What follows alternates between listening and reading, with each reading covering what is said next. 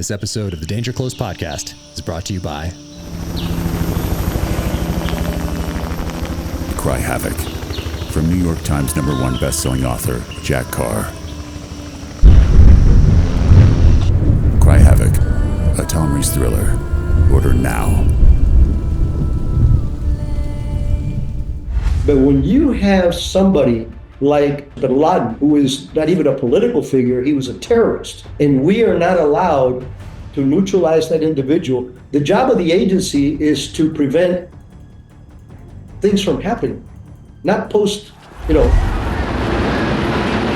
We had overhead of the camps he was building. We had unilateral intelligence of what he was doing. We had liaison intelligence of what he was doing. Just take him out of the country or take him out, period. And then administration would not buy off on it. We don't have enough proof. Jack, imagine if we would have been able to neutralize bin Laden in 1997. It'd be like shooting Hitler in 1938.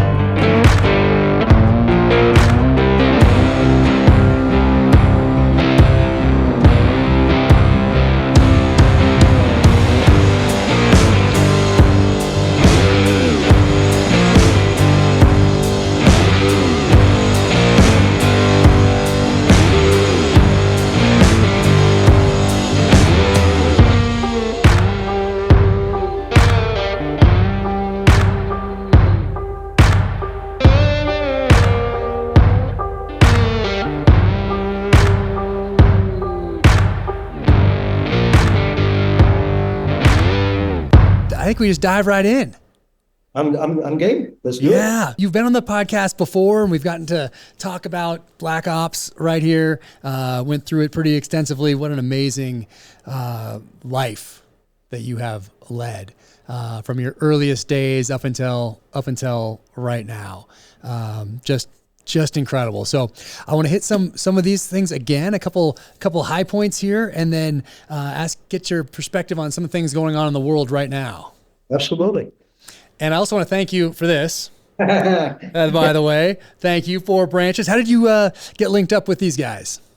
Mike Trott was an agency guy. He was an Air Force guy. He came to the agency for the DCI, and that's where I met him. RJ was a Green Beret, became a pararescueman, so that's how I knew him. And then Rick Franco I met after the fact, and the same thing with Harold, who was a former SEAL. Nice. It's 4 branches being represented, and they asked me to be their spokesperson, and I said, yeah, they wanted to pay me, and I said no, that's not my thing. So this was their way of thanking me. They made this special edition. It sold out. Yeah, they did a limited edition of it. I saw that it sold out, so I'm very appreciative of this bottle. Thank you so much for thinking of me.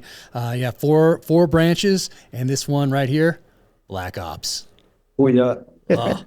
Love it. Fantastic. And they sent along the coin right here, 4 branches. Really cool coin. Sip to remember. I like that. It's very good. I like this of their company, so that's part of it. And someday, hopefully, I'll get to autograph it for you. Oh, you know what? It's autographed. You did autograph it. Oh, so it's one of the ones I did. It's one of the ones you signed. Yeah, right there. I sent you a VIP one. Hey, not bad. I only signed like 50 of them, so. Oh man, thank you. That's why I don't even want to drink it, because I have a couple other bottles of 4 branches. But when someone signs it, I always feel I don't want to drink it. I want to just keep it because it's such a beautiful bottle, and then to have that signature on there. I'm always careful about how I hold them. Also, if someone signs a bottle for me, because I don't want them to rub off. So very cool, man. Just awesome. Thank you. All right. Let's dive in here. Your first firefight, you're 7 years old.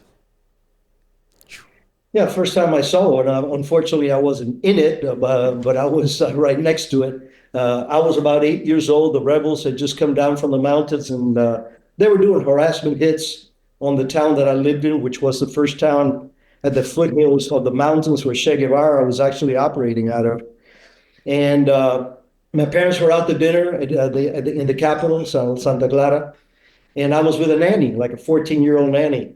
And all of a sudden, I heard gunshots. I went up to the window, opened up the jealousy window, and I could see the firefight going on. There was a guy on the ground.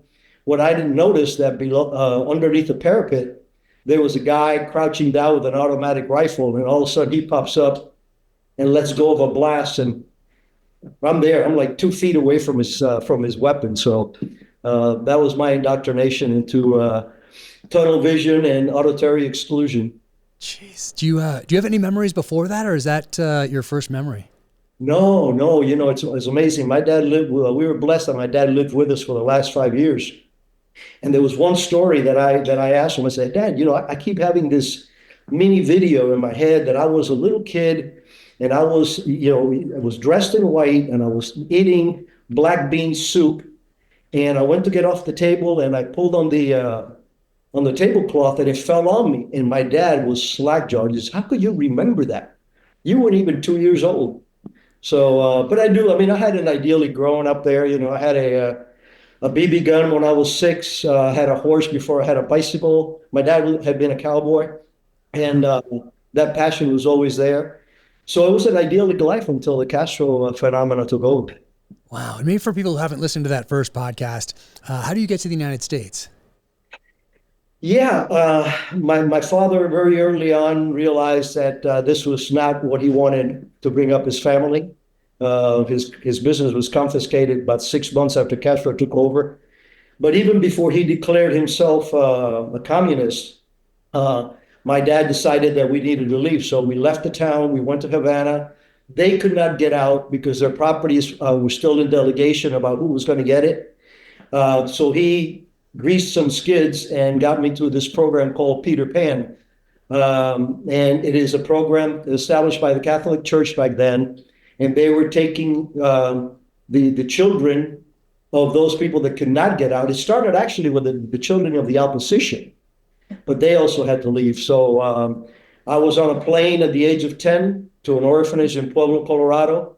I turned 11 at the orphanage, and lucky for me, my parents came out less than a year later. So, wow, it's amazing. And I read this book when it came out. So it's been 2 years now.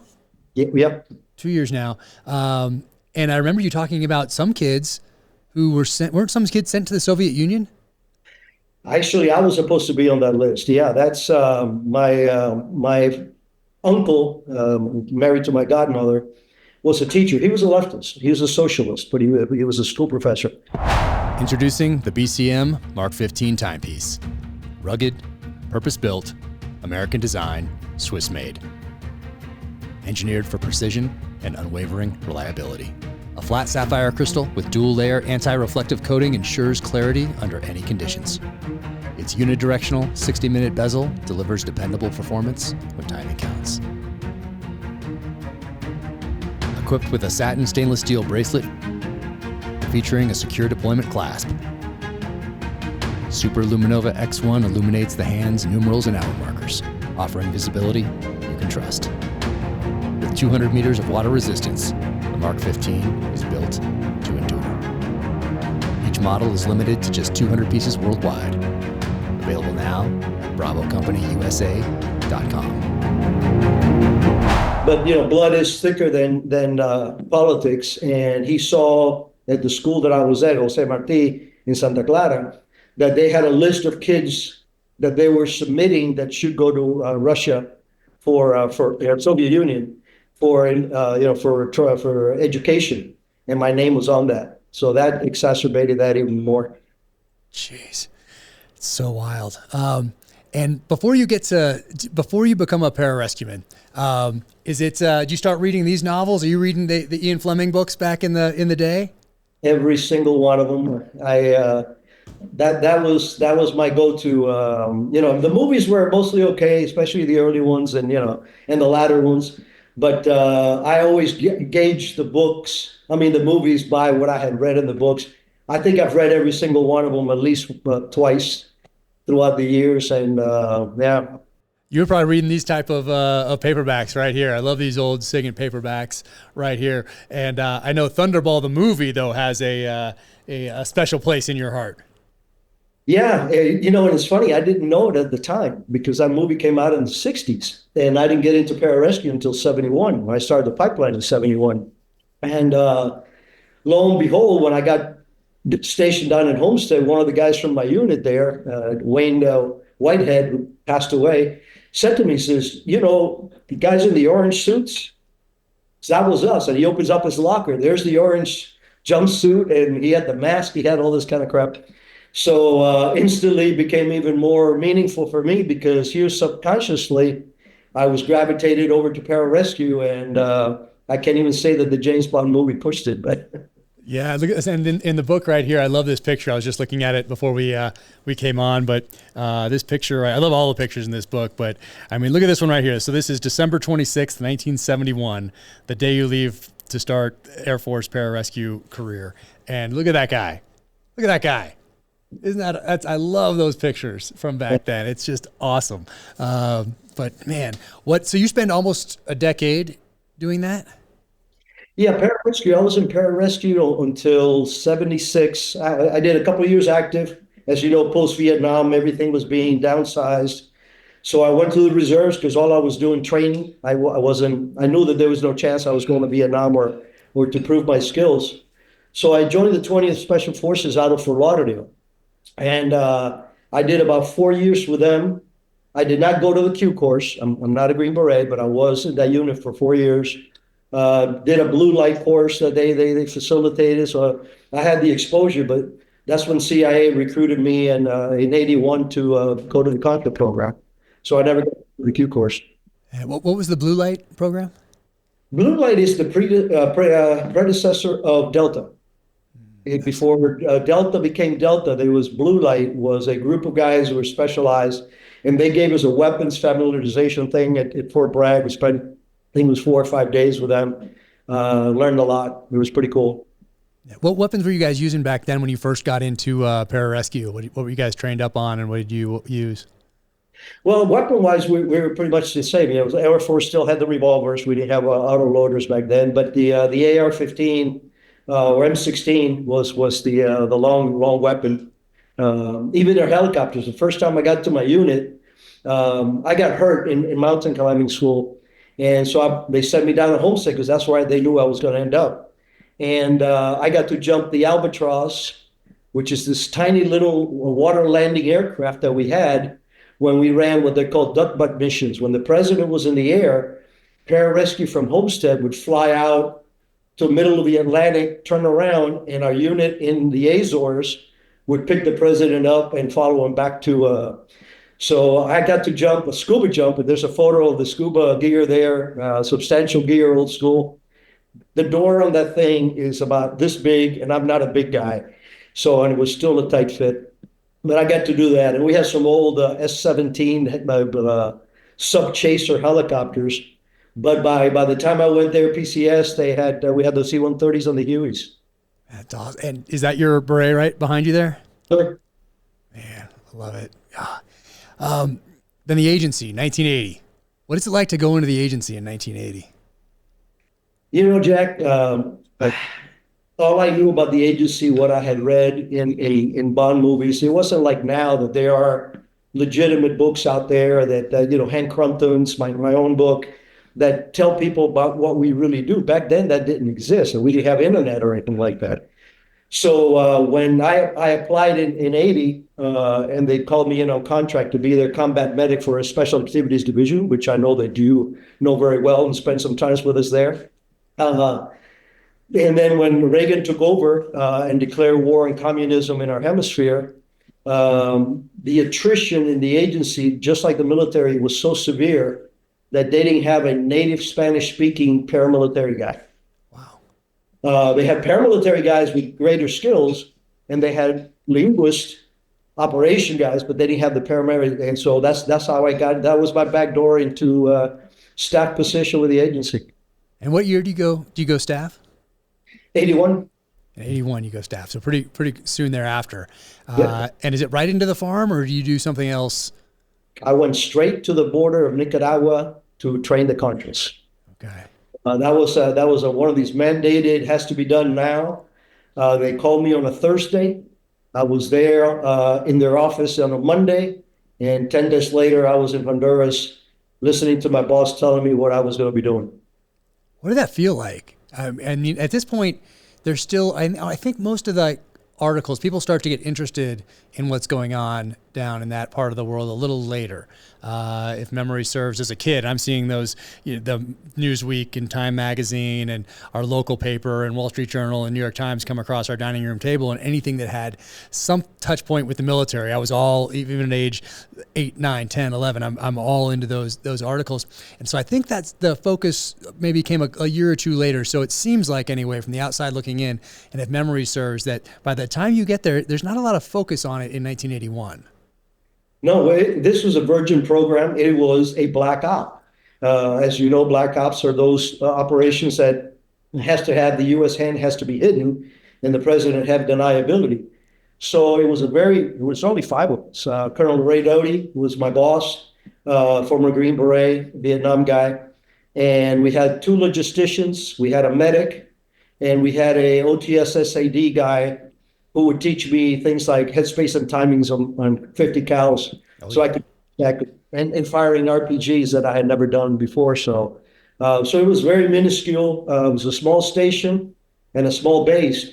8 years later, there was over 100 agency personnel in that Honduras and including the border. But for the first 14 months of that program, I was the only American allowed to go to the camps.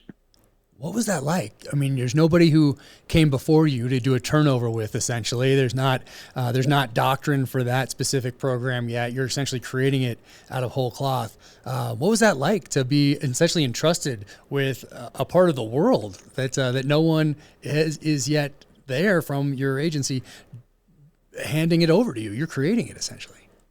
Yeah, it was sobering, and it was very quick, but it was also heaven for me because, look, Jack, you got to understand, I'm now a 30-year-old full of piss and vinegar, and I am actually training people to fight the same monster that destroyed my family and my first country.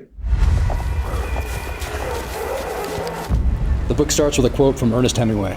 "There is no hunting like the hunting of man, and those who have hunted armed men long enough and liked it never care for anything else thereafter."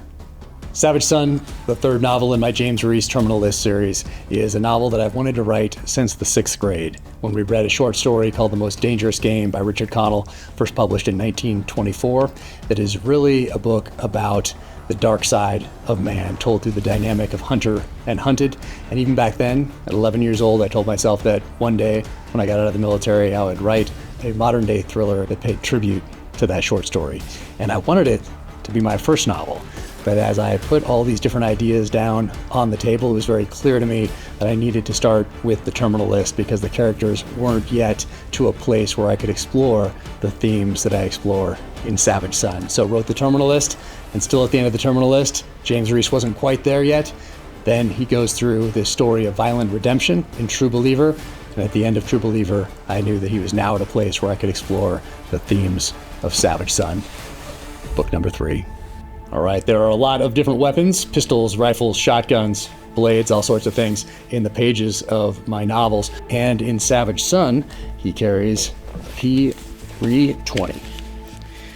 And in this passage right here, "You always wanted to live in Robin's guest house," Rafe smiled, referring to his father's middle name and knowing his friend would get it. "I'm sure he'll put you to work sooner or later and make you earn your keep. So if I were you, I'd play sick for as long as possible." Good tip. Reach under the seat. Reese reached down and pulled out a Sig P320 X Compact in a Black Point Tactical mini-wing holster. "Maddo thought that might come in handy," Rafe said, referring to their former Command Master Chief, who now ran the training academy for Sig Sauer. "Does everyone know I'm back?" Reese asked. "You know this community, brother," Rafe said with a smile. "We're worse than old ladies in a sewing circle." So in Savage Son, James Reese picks up the Sig P320 X Compact right here. But if there were some other versions available, like this right here. And this is a P320, but it is customized by the guys at True Precision. Look at that. Now that is a sweet pistol. So maybe he would have carried something like this had I known about them back then, or perhaps something from the custom shop. And you can go on the Sig Sauer website and check out their custom shop and make something like this right here. So that's a P365, and you can go on there and choose the grip mod. You can choose the barrel, the slide, the magazine, the optic, and build yourself a custom pistol just like this one. So if that had existed back then, that might have been in James Reese's hands as well. So when people tell me, when people read the book, they go, "You did 3 years in a jungle hammock, Monday through Friday. What was that like?" I said, "Heaven." I never regretted being there. But it was incredible to change. I mean, when I went to the first camps, these guys had old bolt-action Mausers, a couple of AKs that they had gotten from the Sandinistas, shotguns, machetes, no boots. And so we had 10 camps on the border, 4 in the Mesquitia, which is the Native Americans that live there, and then the others, what they call the Spaniards, which were the other regular Nicaraguans. And we started with logistics, your basic logistics, getting them tents and clothing and food and medicine, and bringing in, Hispanic doctors from Honduras that would go down, and the agency would help them. So for me, my marching orders from Ray Doty were, go out there, make friends, make yourself indispensable. You're our eyes and ears. And I think that's where my street savvy kind of came in quite a bit, that I knew how to deal with rough people and win them over. And, when you're out shooting them and out PTing them, that they get the respect for you pretty quickly. But it was wonderful. And to this day, I have several of those guys. We're still friends. Some of those commanders and I are still friends. That's amazing. And for those listening or watching, can you give us an overview of what was happening down there at that time? And then also, how much were you aware of what was happening? How much did you learn on the ground? Well, politically, what was going on is through the old Soviet Union, via Cuba, was fomenting trouble in Latin America. Salvador was on fire. Nicaragua had been on fire, and the Sandinistas, supplied by the Cubans, took over the country and declared themselves communists right off the bat. There was Bolivia, there were other places going on, but primarily those were the two, a little bit in Guatemala. And like I said, when Reagan took over, he said, "This is our backyard. We have to do Monroe Doctrine kind of thing and start preparing this." But they did not want, especially that this started right as he took power. They really wanted to keep this under wraps, and that's why it was such a closed operation. Yeah. And when you think back on those times, what are the memories that stand out the most to you? Well, the rewarding part of it was the fact that every night after training, I would go sit at a different fireplace and talk to the local, the Contras, and ask them why they were there. And it was, they killed my priest and burned my church. They raped my daughter. They forced conscripted my 15-year-old son. It wasn't none of this. I read Marx and Lenin and, no, it was visceral. It was so pure. For me, knowing, because I did live under communism, and seeing what it did, it was very pure. Now, the things that come to mind, of course, were some of the special operations that I was able to do there. I think top of the list is the fact that as you know, I'm Pararescue. We're combat divers. We used to go to underwater swimmer school, Navy underwater swimmer school in Key West. I went there in '72, and so I bumped into some mosquitoes that were lobster divers. And when a requirement came from headquarters to say, "Hey, listen, we need to do a left hook here. All this harassment and all these ambushes are great, but they need to know that there's a greater force." I came up with a plan, which I trained. There were 6 of them to start. 4 made it through the training. Mosquito divers and a boat captain that was also mosquito. And we put together a plan, and we swam a device to Puerto Cabezas Pier and blew that pier to smithereens. And the importance of that pier, that was the belly button for Cuban military aid into Nicaragua. So it was a hell of a blow to them. They try to block it in the news. And by the way, that's the first time that they showed me overhead satellite. I had never seen that. And here's this big hole in the middle of the pier. So things like that are the ones that jump out, obviously, not the mundane training every day or getting shot at, because we did get in a couple of scrapes. Nothing like what you guys have done. But again, when you have 10 or 20 guys on the other side shooting at you, it still gets your attention. Oh, sure. And shooting. Yeah. Yeah, one guy shooting at you gets your attention. When did you go through any formal training? So you come on board and off you go down to Central America. When do you start getting any formal training from the agency? I was in the Honduras, Nicaraguan border until early 1984. So I did a little over 3 years out there. I had to finish my college. I had a 2-year degree, but I did not have a 4-year degree that, it's for being go to the farm and everything else. So they sponsored me for 1 year at George Mason University. And in that year, I did 2 years worth of schooling, graduated with distinction. And from there, in early 85 is when I went to the farm for the formal tradecraft full course back then. What are your memories of the farm that you're allowed to share? Well, again, it's like most of our lives, we pinch ourselves because you find yourself in situations that you can only dream of. I mean, I still remember the first time I walked into headquarters building that my feet were literally not touching the ground. I mean, it was that, I saw the wall with the stars and, a Wild Bill Donovan's statue on the other end and all this. It was just surreal. And this was very similar. I mean, you got going to a place that is set up to look like a foreign country, and you have an actual station, and you have a chief of station, and you're being taught, tradecraft, surveillance detection, developing film, the recruitment cycle. It was a very intense 4 months of direct training. I only had to do 4 months because the rest of the students had to go through the paramilitary side. I already had that. So I was able to get out of there in 4 months. And was it, were you slated right away to go to the paramilitary side of the agency, or did you have to go do case officer stuff first, or what did that look like back then? It actually melded very quickly. This was probably a year or so before I got to the farm. They had mandated that all paramilitary officers who wanted to be promoted and have a career had to go and do both. The quote was, "We're not the Central Airborne Agency, we're the Central Intelligence Agency. So you guys may be great knuckle draggers and meat eaters, but you have to learn the craft." And I took to it. I was, in the top 3 of my class. And when I was sent to Costa Rica, I was supposed to go to Salvador on a PM. I was home base in SAD. Back then it was SAD. Yeah. And that was my home base.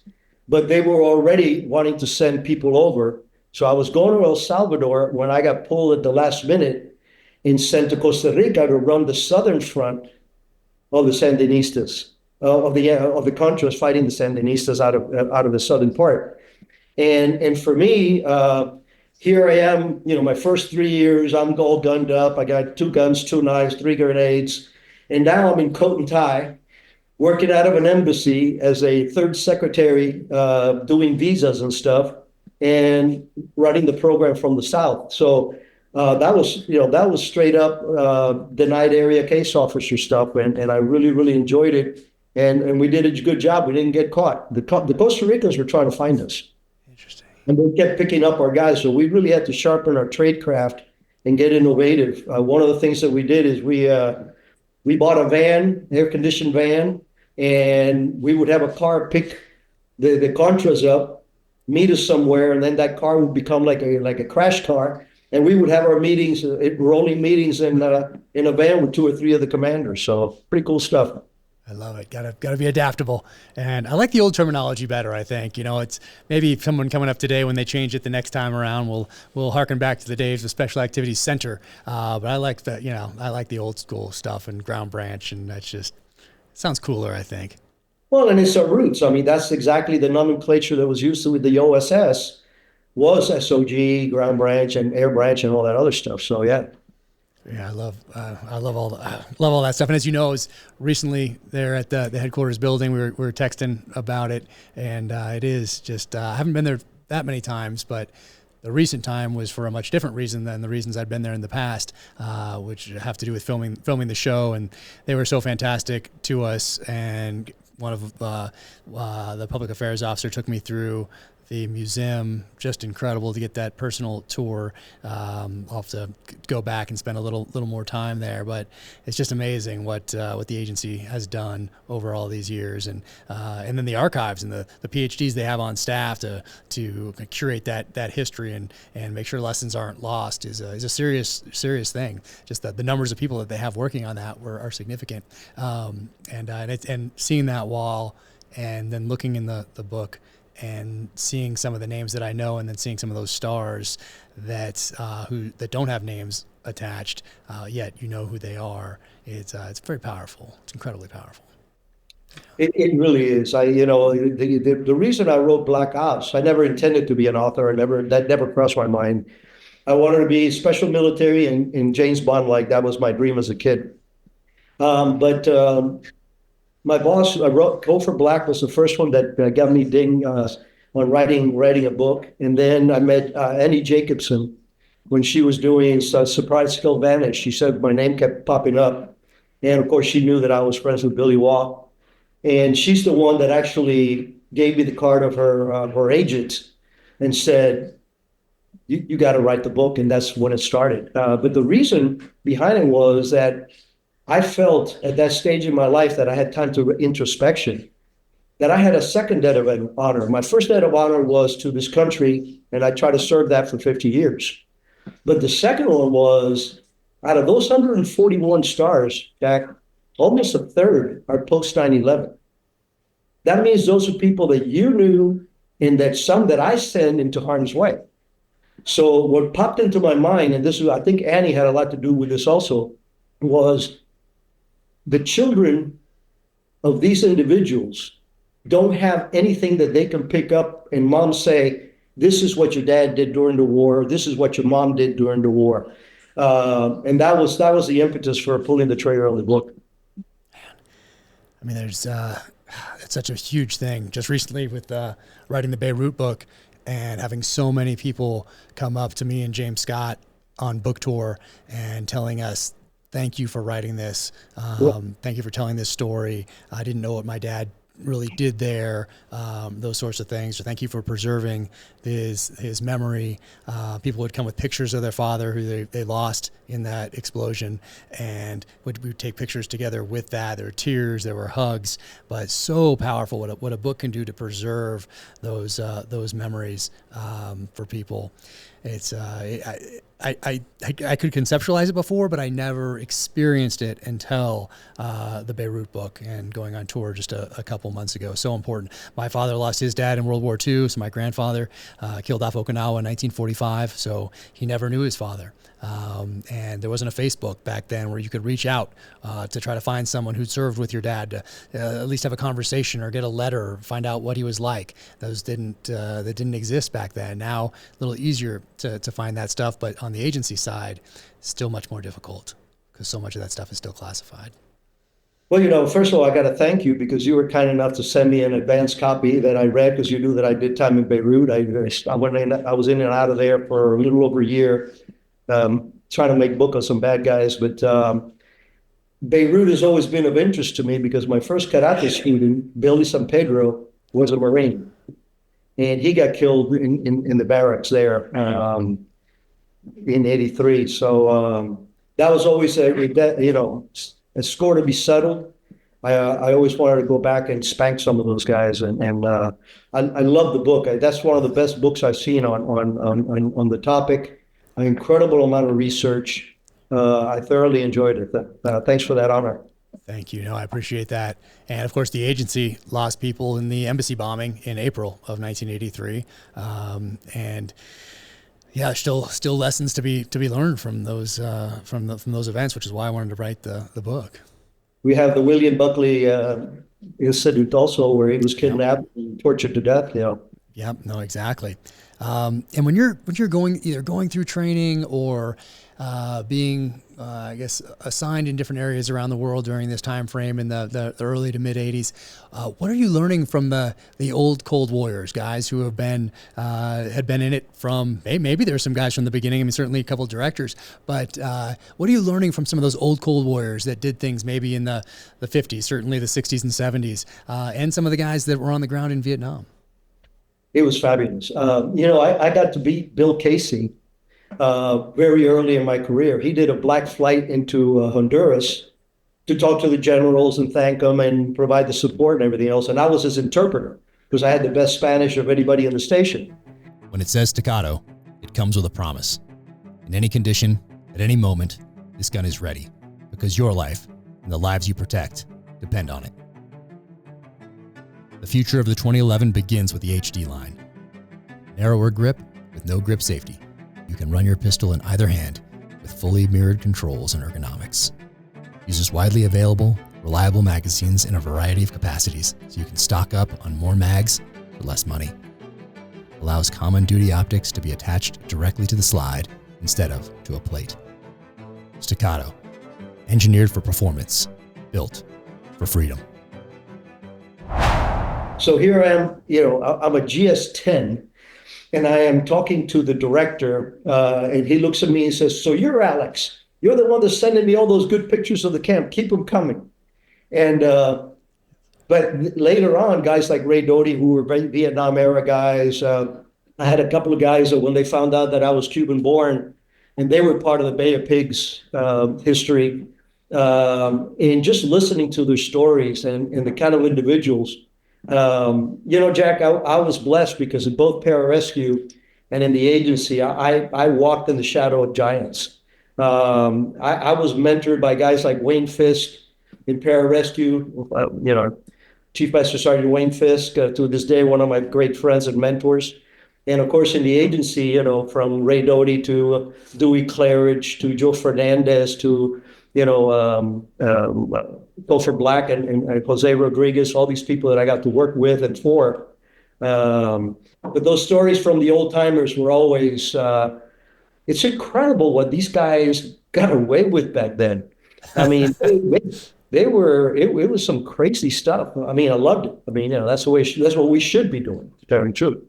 Yeah, I mean, the history of the agency up until the church hearings and that time frame in the 70s. I mean, wow, Wild West, just incredible what those guys did. Yeah. Well, I honestly believe that we need to go back to the OSS mentality. Okay, we had a joking comment in the agency that if it was easy, State Department would be doing it. Right? We're the ones that have to do the things that nobody else is assigned to do. The fact we have Title 50 authorities, which with a signature from the president, we can do whatever he tells us to do or she tells us to do anywhere in the world. Not legally in the country we're doing it, but legally in our own morality and in our own profession. So that concept of having individuals that are trained case officers, the paramilitary side is fully merged with for the case officer side. There's no such thing as a division between them. As you know, we've had even a DDO that was head of SOG and head of SAD. And you were back then in the days when you got the visit from the director on a black flight in there. You were a GS-10. What did you retire as? SIS-2. And so, for those listening, what is that equivalent to in the military? 2-star general, major general. That's amazing. Yeah, that's for those listening. That's serious, man. That is. I mean, from Pararescue, from where you were born, from going to Orphanage in Colorado, military, Air Force, Pararescue, into the agency, contracted, then staff, through all those years. I mean, incredible. And a lot of that is detailed right here in Black Ops that everybody should pick up and read. It's incredible. most people, when I post about the new show coming out, True Believer, which introduces a character, Vic Rodriguez, most everybody thinks that's you. We didn't know each other then when I created that character, because I started writing that in the fall, late summer, early fall of 2016. So it came out in 2019. But everybody thinks that's you.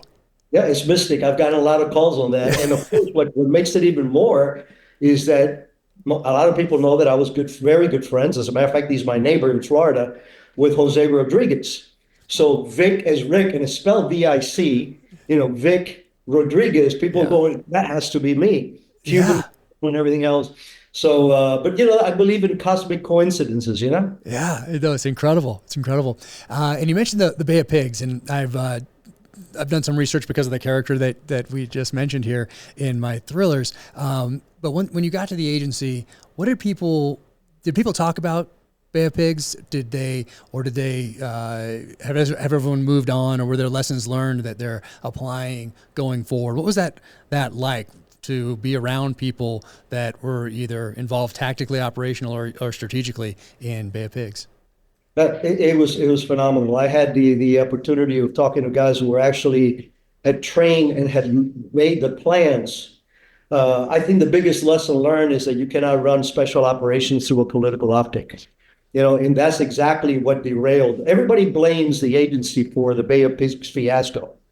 And that's another thing that I take exception to, because the original plan was to land in an area called Cienfuegos, which was like maybe at 80 miles north of where I lived. Deep port city, the main highway, and the main train, the national train line on the main highway that crossed all of Cuba went through there, and behind it were the Escambray Mountains. So the idea was you land in a deep water port, you cut the lines, you cut the road, and if you get hit too hard, you could always go to the mountains. And we were promised air support. Air support was promised. That was the original plan.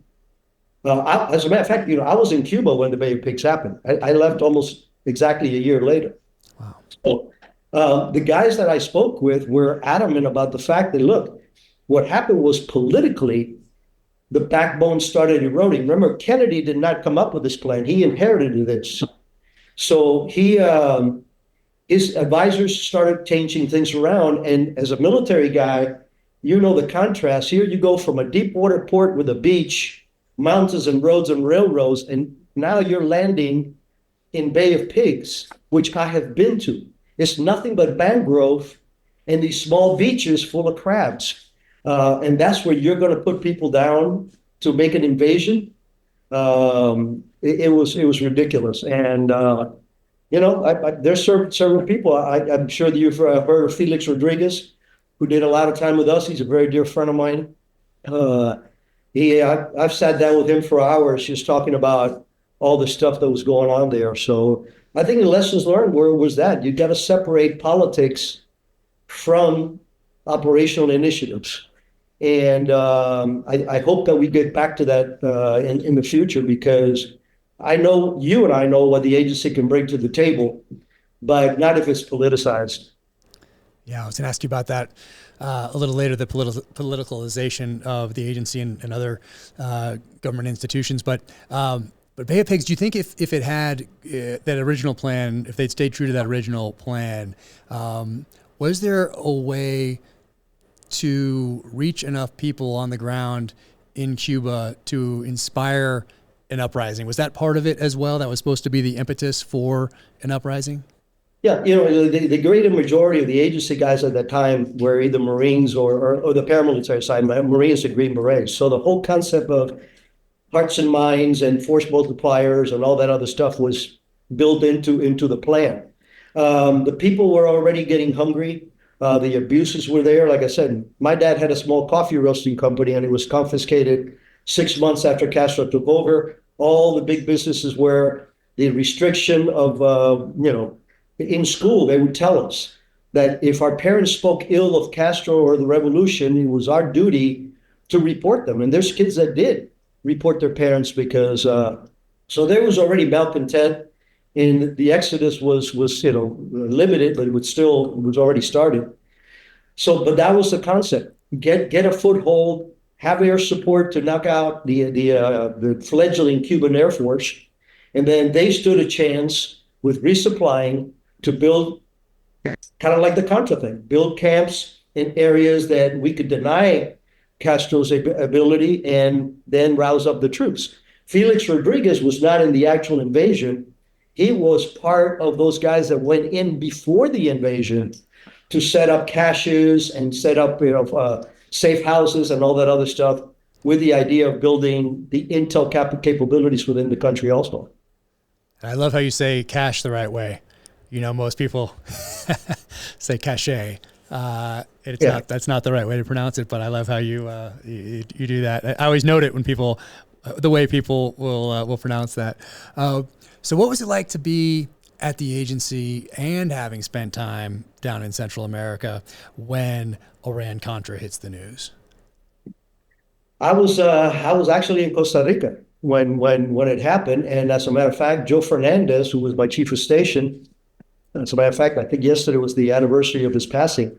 Joe got wrapped up in that whole Ollie North thing, and so imagine this: by then I was a GS-12. I get flown back to headquarters, and I'm told that the division chief calls me in and he says, "Look, they're going to want to talk to you. The grand jury is going to want to talk to you." And I said, what do I do? He says, "Well, you got to show up. You may want to get a lawyer." Like, I'm a GS-12. I got a kid and a wife and living in DC, right? I walked back. This is the old agency, and this is why I'm so proud of it. When I walked back to my desk, there was an envelope that said, "For Rick." And when I opened it up, it had the name of a very prominent lawyer in DC, whom I called immediately. And a day later, I was in his office. Pro bono represented me. And the beauty for me was I wasn't the subject of the investigation. I was there as a witness. So because I was the guy in the camps, I was the guy down in Costa Rica when Hassan Fuss went down, and that was the tipping point for the whole Iran-Contra thing to get blown into the equation. People would listen to me, and I would tell them what they needed to hear, not what some of the people wanted to hear. I could tell them the truth. And I'm very, very glad that Joe was reinstated fully afterwards, because he was fired. He was fired when he was a GS-15. This guy could have been DDO kind of guy. And but the fact that he was recognized and presented with a medal and reinstated into the agency some years later, I'm very happy with that. Wow. And what are your memories of Billy Waugh? It was just this is going to air later, but we're recording this in early December. It was just his birthday. He passed away not too long ago. What are your memories of Billy Waugh? I know you were very close. Yeah, Billy. There's chemistry between people anyway. And I met Billy in 1990 in the Philippines. I had the liaison shop there, working against the MPA and the Abu Sayyaf group. Pretty hairy times in the Philippines. Nick Rowe had just gotten killed about 8 months before I got there, and they killed a couple of Air Force, a couple of airmen up in Clark. So yeah, it was. He came over. He was part of the surveillance guys for us. They were protecting the chief of station, and I met Billy. We hit it off, and the funny thing was, he would run every morning. Now he was already in his late 50s. He would run every morning around Das Marinas, which was the compound the housing that we were at, memorizing license plates of cars that didn't belong there. And then he would go back and report it and everything else. So we overlapped there for quite a while, and we stayed friends. But I think what really brought us together was when I started the Bin Laden Task Force in January of '96 with Mike Sawyer. As soon as I started reading who this guy was, I knew that Billy had eyes on him, and because Billy and I had talked. I didn't know who Bin Laden was. He just told me this bad guy before I caught the jackal. I was doing this, and he was instrumental in.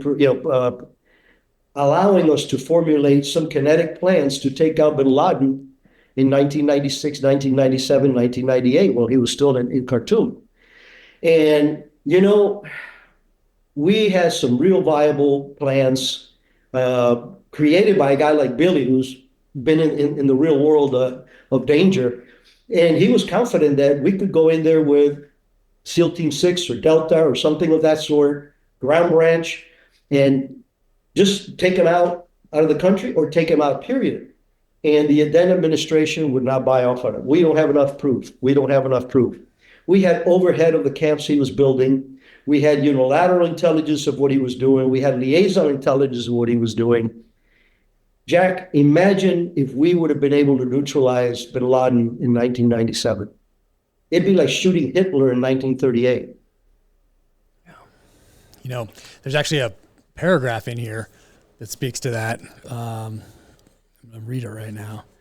Yeah, right here you say, William Colby and Bill Casey both banned assassinations internally within the CIA in 1972. Gerald Ford issued his executive order banning them a few years later, which Jimmy Carter strengthened. Meanwhile, our Cold War enemies creatively assassinated dissidents and defectors with poison-tipped umbrellas and other deviously clever means. While we fought a clean fight, the unscrupulous enemies of Western civilization changed the world right under our noses, not for the better. I know I was not the only agency officer to dwell on this reality in the wake of 9/11. The missed opportunities in Khartoum, then later in Afghanistan, plagued us all.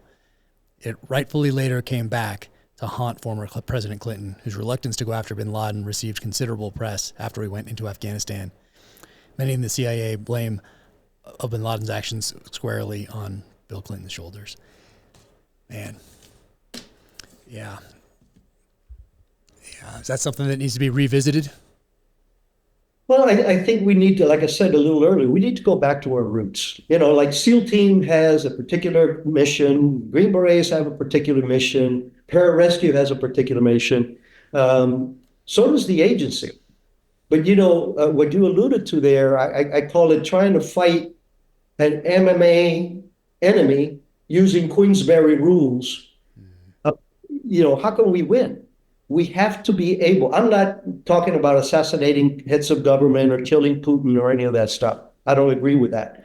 But when you have somebody like a Castro, when you have a guy like, even worse, bin Laden, who is not even a political figure, he was a terrorist. And we are not allowed to neutralize that individual. The job of the agency is to prevent things from happening, not post. You know, it's left the boom that we want to do, you know, we want to be able to act upon. And getting back to those roots of legitimate, sanctioned, Congress approved, again, I actually say that we enjoy the oversight that we have in the agency because that's what keeps us safe. But it cannot leak. And when you have operational initiatives that you are really trying to preempt and disrupt a major threat, the gloves should be able to come off. And we have that kind of talent. You've been in that, you were in there for a while. You know that we have the talent to pull this stuff off. Plus, you know, like when bin Laden was shot, SEAL Team 6 was detailed to the agency under Title 50 authorities because that was not a combat zone. So we have that capability to do in-house and to reach out to our, you know, military elite and get the jobs done. Yeah. And we mentioned Billy Waugh earlier. Just, I mean, what an amazing guy. Hunting the Jackal. People should read his book. Also Annie Jacobson's book, where he is featured prominently in there. Annie's amazing, amazing person, wonderful author. People should add her books to everyone's library as well. But Billy Waugh, he finds out about Pearl Harbor in a movie theater when he's working there as a kid. A few years later, in the late 40s, comes into the Army, makes it to Korea, then Vietnam, Army Special Forces, then MACV-SOG, then retires and goes to the Postal Service for a few years, and then comes back to the agency and celebrates, I think it's his 71st birthday in Afghanistan in 2001. He turned 72 in Afghanistan. 72. Just incredible. What an amazing run that guy had. so honored. My wife absolutely adored him because we got pretty close, and his wife Lynn and Carmen also hit it off. So and we both lived in Florida, so we saw a lot of each other. But I used to tell my wife how humbled I was, where every couple of weeks I would get a call from Billy. Hey Rick, how you doing? Just checking on you. How's your son? How's it this? And I would walk into the kitchen and tell my wife, I said, I gotta pinch myself that a guy like Billy at this age still reaches out and becomes friends. And I was very honored by the community because I was the only civilian speaker at his, ceremony at SOCOM. They had General Mulholland was there, General Fenton, of course, and myself were the guest speakers. And of course, I spoke about my experiences with him on the agency side of the equation. But he was, when people talk about legends and stuff like that, I always try to check their steps, Don't use that term lightly like as often is. Billy Waugh was in a class by himself. Wow. Class by himself. First guy to jump into North Vietnam free fall halo, killed a bunch of bad guys, 8 Purple Hearts, was left for dead in a firefight, came back wounded, made it right back, and spent a bunch of other years after that. Jumped nuclear bombs, the tactical nukes. He was a team leader for a tactical nuke team, practicing in Area 51. All this kind of stuff that you sit there and you go, you think you're hot shit? Well, no. Put yourself next to this kind of a guy, and if that doesn't keep you humble, you're not, Yeah, incredible. I always had a suspicion about those jumpable nukes, and my suspicion was that when they started the timer, if they ever had to do that thing was going to go. That was always my suspicion. I don't know if that's true or not. It might not be, but I don't know. I think give you a couple hours to get out of the area. I'm thinking that if you take that a few steps further, that didn't make much sense. You think about it, a nuclear nuke, and you're on the ground humping, I don't care how fast you are, in 2 hours, you're not Yeah, I was always suspect of that. And we mentioned Nick Rowe as well, another Army Special Forces soldier, POW in Vietnam, 5 Years to Freedom. You wrote that book, Assassinated in the Philippines, just prior to you getting there. Speaking of the Philippines, what was it like to be on the ground there after your experiences you had leading up to that point, and in dealing with the Sparrows? Tell people what the Sparrows were. Yeah, the New People's Army, the NPA, had created a group of assassins that they called them Sparrows. And they had a very specific modus operandi. They carried a 1911 A1 45 caliber pistol in their crotch, no holster, hammer back, grip safety taped down, and they would hold it with their left hand in their pocket, and all they would do is push the gun up, shoot the person in the head, put the gun back, and move while everybody's looking at the dead person. When they turn around, there were ghosts. So there was actually, you could actually YouTube it. It's in YouTube because there was a Sparrow that was captured, and he decided to cooperate, and he demonstrated the capacity, and that's what literally saved the lives of several of us. We were in Davao, I think it was Cebu or Davao, I think it was Davao. And we came out of a restaurant bar that we had a couple of sandwiches and a beer, and it was 2 Filipino Green Berets, 2 of our techs, and me and Davis Knowlton, who was a Vietnam vet, case officer, a very dear friend of mine. And we were the last 2 to leave. I was the last person to leave, and Davis was in front of me. And as soon as I walked out, I saw 3 guys in a circle like this talking to each other. When they saw us, they got 3 abreast, started walking towards the front of us. The guys at the end all had their hands in the left pocket. Tunnel vision, auditory exclusion. I never heard Davis tell me that he was seeing the same thing. He never heard me say anything. But all I knew was when I took I carried a 45 there. I had a 1911 SAD, we could carry anything. And the loudest click I've ever heard in my life is when I took the safety off that gun. But here's the thing. if you're walking down the street and somebody pulls out a gun at you, you're at least going to do this. These guys didn't even blink. They just kept looking at us, and the guy in the middle was kind of like nodding, like, I'll get you next time. And I have used this in post-agency training with our special operations forces. As you know, I had the Camp X for a few years. And that was one of my biggest lessons, that awareness beats fast draw every single time. If I would have waited, and Davis, because he pulled his weapon also, we're the only 2 of the 6 that noticed that this even happened. The other guys were in the white. They were just totally in the white. And if we had not reacted, if we would have waited to see the gun, you and I wouldn't be having this conversation, and neither would have been Davis or the other guys. Wow. What was it like to start that Bin Laden task force and stand that thing up? And what were the years like in the lead up to 9/11? We started the Bin Laden task force as a virtual station. Well, that was a new creation. It was an actual station in the DC area. Mike Scheuer, who was a senior analyst, was the chief of station. I was his deputy chief of station and senior ops officer. We had a cadre of about 8 analysts, one lady and one guy, and the rest were ladies. Friends to this day. They've worked with me in several programs after the fact. And we had an FBI guy there with us. And that's when we started it in 96. When we started, we had maybe 2 or 3 thick files of him. A year later, we had 10 files. We were bracketing everything that he was doing. We knew that he was bad. All the unilateral intelligence we were getting from volunteers or sources was that he was recruiting very radicalized guys and training them in these camps. We had liaison reporting the same thing. The different liaison services, Ethiopians and all kinds of Egyptians, and everybody who was pitching in on this.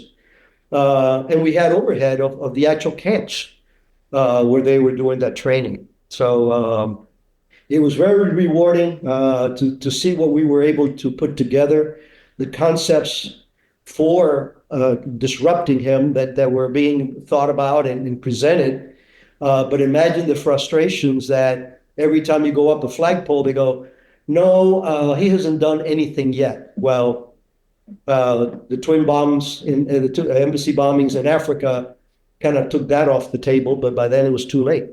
He was already keeping a very low profile, to say the least. Yeah, what was that like when we have the Kenya and Tanzania embassy bombings in 1998? Do you think at that point, oh, now things are going to change, we're going to run something else up, and this is an act of war, our embassies have been hit, people are dead, now this administration is going to listen to at least one of these possible courses of action that are kinetic? Was that what you thought? And if it was, what did it feel like when that didn't happen? Of course. I mean, I was chief of the Koreas. I had just become the chief of the Korea operations. I was deputy chief East Asia Division for the Koreas. And, when I heard that, when I saw that happening, I'm going like, man, I'm out of CTC now. I may need to get back because the gloves are coming off. This is what we've been barking about for, several years now. And lo and behold, nothing. And then the coal came in and nothing. And then, of course, it took us getting hurt in our own country, which could have been avoided if we would have acted earlier. And post 9/11 is when the gloves did come off. And I mean, first guys that showed up in our building was a team of Delta guys and a team of SEAL Team 6 guys. Everybody coalesced around there. Hank Crumpton was called back. Actually, I called him back from Australia, and he became the chief of special operations for SO, which was the pointy end for that. But it was very frustrating. And, Mike Scheuer, who I thought was a brilliant guy, he's kind of gone a little bit off the deep end, I understand from good sources. But back then, he was such a believer in this. And the story that I've heard is that he walked into Tenet's office and when the twin bombing embassy bombings, he told them, he says, the blood of these people are in your hands.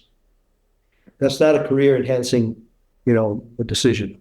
And his career was ruined. I mean, this guy would have been DDI at some time. There was no doubt about that. He was that smart. But it's very frustrating. And there is a guilt component to the fact that for a fact that we could have done something preemptive and something very disruptive. And because of politics, we were never allowed to do so. And having the capabilities adds insult to injury. So yeah, it was a very tough period for us once that started happening. I was in the chief of the Koreas 98 through 2000. Then I went as chief of station at a radical Muslim country in East Africa. And then I came back out and I took over in May for Hank Crumpton. I was chief of operations of the Counterterrorist Center. September 11 was just a few months away. A lot of heartache. Yeah, I always used to think that that special operations, that the agents, the paramilitary side of the CIA work essentially at the intersection of capability and opportunity.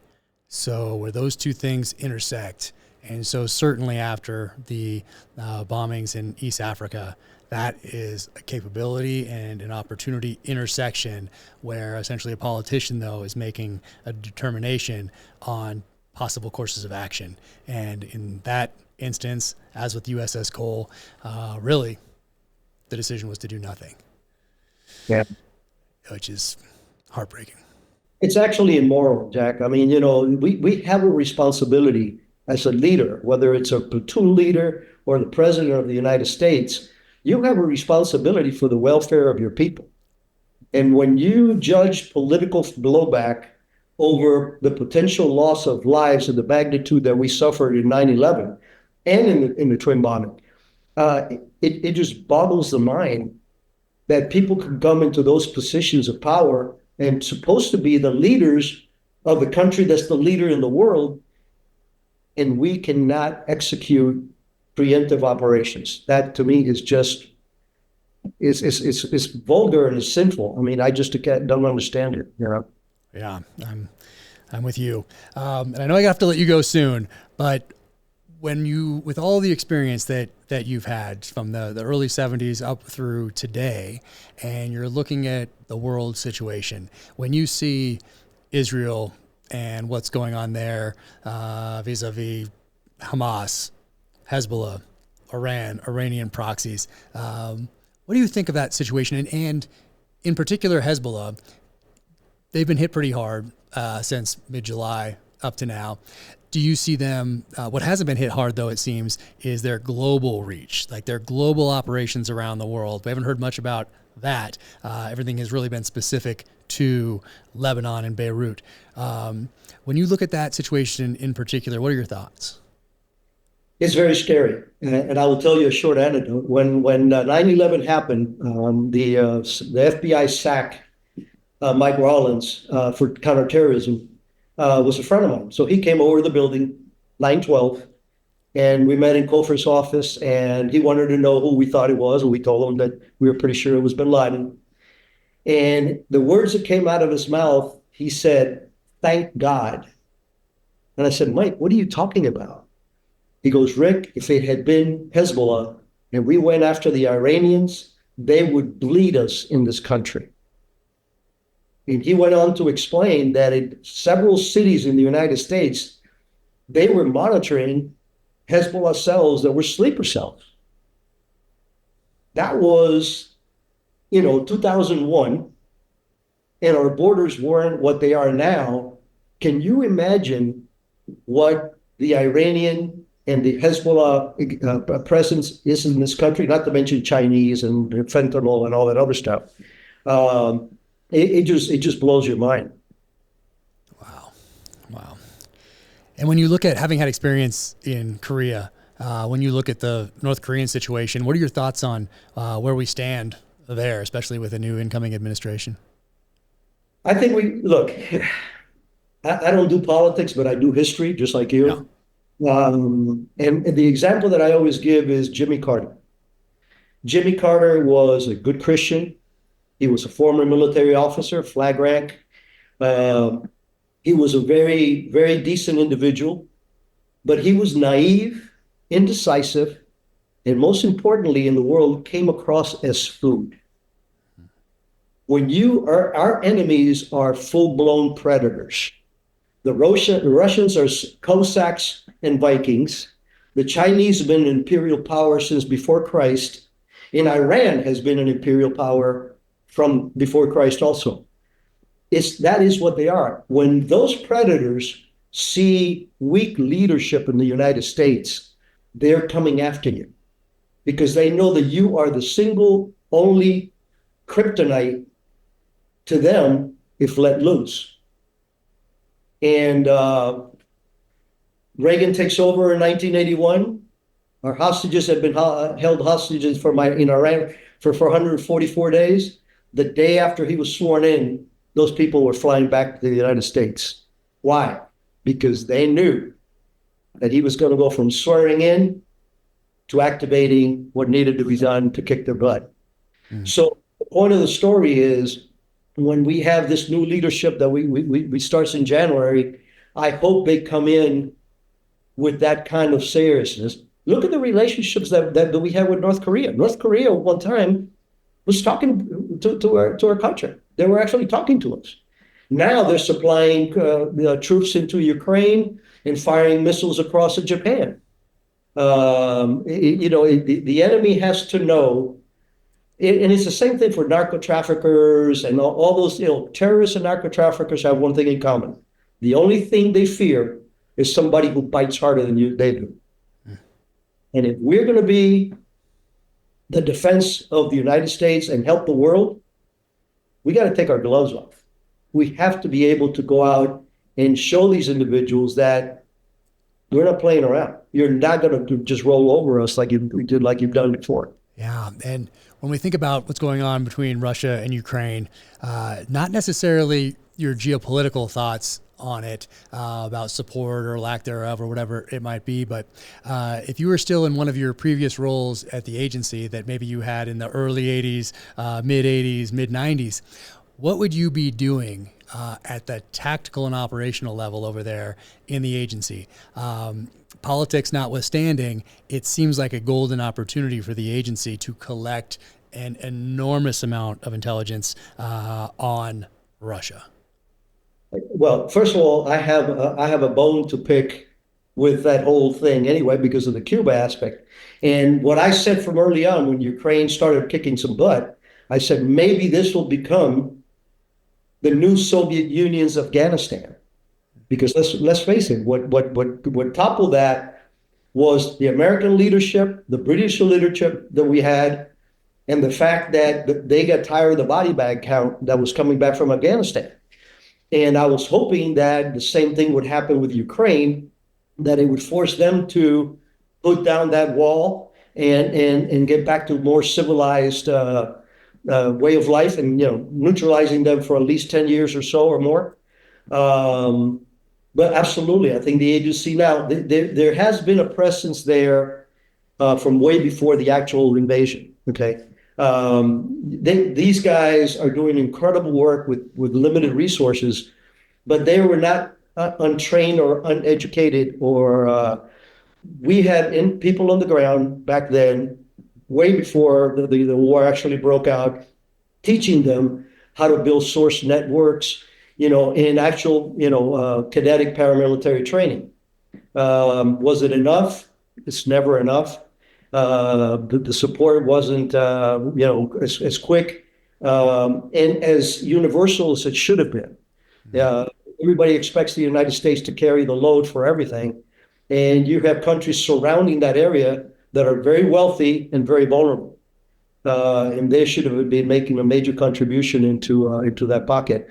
But deep in my heart, I really was hoping that Ukraine would derail the current Russian regime, which is the recreation of the Soviet Union. And in the brief moments we have left, China, Taiwan, China's intelligence service, and their penetration of U.S. institutions, not necessarily the CIA, but other institutions, universities, private companies, and then what they're doing through Mexico with fentanyl precursors. How strong is that Chinese intelligence service, and how successful have they been in penetrating our country? Well, they remember the Chinese have one enemy, us. That's it. The Russians and them, yeah, they may talk bad mouth to each other once in a while, but they're not going to be fighting each other.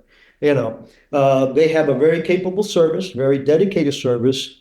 What some people do not understand is that there's no such thing as a Chinese company that doesn't have an intelligence component embedded in it. Every single Chinese company has intelligence components. So they're very aggressive. And where the Russians are more flex your muscles, I can kick your butt. They've proven that that's a fallacy. The Chinese were smart enough to start buying people off in Africa. They lend you money, and when you can't pay, they say, "Oh, it's okay.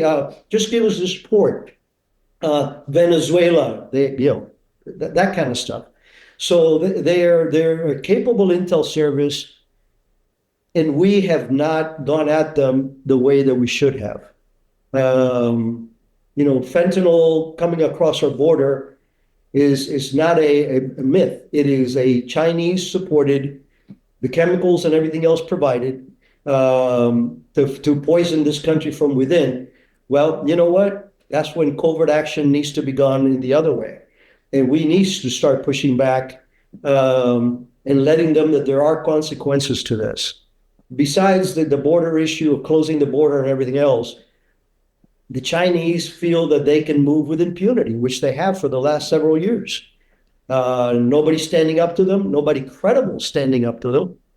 And that's what's got to change. If we don't change that ship or turn that ship around quickly, we may not be the United States that we've always have been. Because we are way behind the power curve when it comes to our three main enemies. Yeah. Is it hard to do you stay hopeful for the future, or is it difficult knowing all that you know? And I'm a firm believer that God put me in the path that I was supposed to be, to do what I was able to do.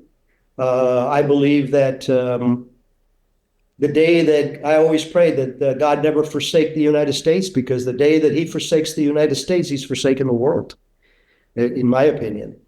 So I have to remain optimistic. I do. I have high hopes that this new administration is going to be a game changer. So far, the A team that President Trump is putting together is extremely impressive. And I see a lot of service people, military folks coming in there too, which is very important. So when they send our kids off to war, they know what they are sending them to. But I'm very hopeful.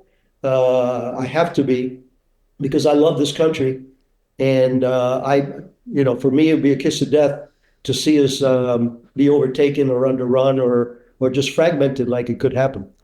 Yeah. Well, I want to thank you for spending time with me today. Thank you for your friendship. Thank you for the bottle right here, and for writing this book. I know it's gonna inspire that younger generation, because kids today, they need heroes. And there's so many other distractions out there, so many just competing interests for their attention. Reading a book like this can change a kid's life and put them on a new path. Junior high school, college, somebody just out of college. But those next leaders, everybody needs to add this book to their library. And I'll tell you, I was in the SEAL teams and went over to the agency for a little bit, and that is my highlight of my time in uniform, is being able to have done some of the things that I got to do with those guys in Iraq back in the day, and informs a lot of my writing on the thriller side these days. So it was very humbling and an honor to go back there, to be able to go back there recently and walk through that museum and talk to everybody. The public affairs officer, she's just amazing, and meet those guys at the front desk who'd all read the books, and we got to exchange coins and all of that, and got some coins from your former crew on the paramilitary side of the house that came down to say hello as well. And it's so humbling to be a very small part of that.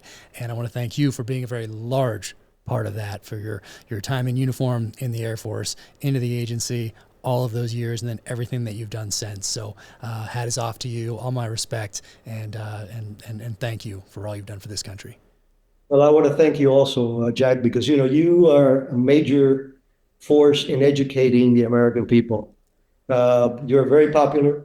Your novels are outstanding. I've read every single one of them. One of them you can see right behind me there. Thank you. I have this one in the cabin. The other one that you sent me, I have it at my home. But people need to read about this and understand the threat. And you crystallize so much of the realities that are out there of what our enemies are willing and capable to do. And that education goes along with, the books and your presence and your podcast. So you're still serving, brother. You're still serving. Thank you. Oh, well, I appreciate that. And take care. And hopefully we'll link up in person here soon. I got to take my wife to Utah. Come on out. And she's always wanted to go back, and I have some fun memories. So I'll hit you up next time. Absolutely. Absolutely. Hopefully I'll see you soon, and you take care. Take care. Thank you again. Thank you. This episode of the Danger Close podcast is brought to you by Cry Havoc. From New York Times #1 bestselling author Jack Carr. Cry Havoc, a Tom Reese thriller. Order now. Watch a Cry Havoc teaser here, or watch another episode of the podcast here.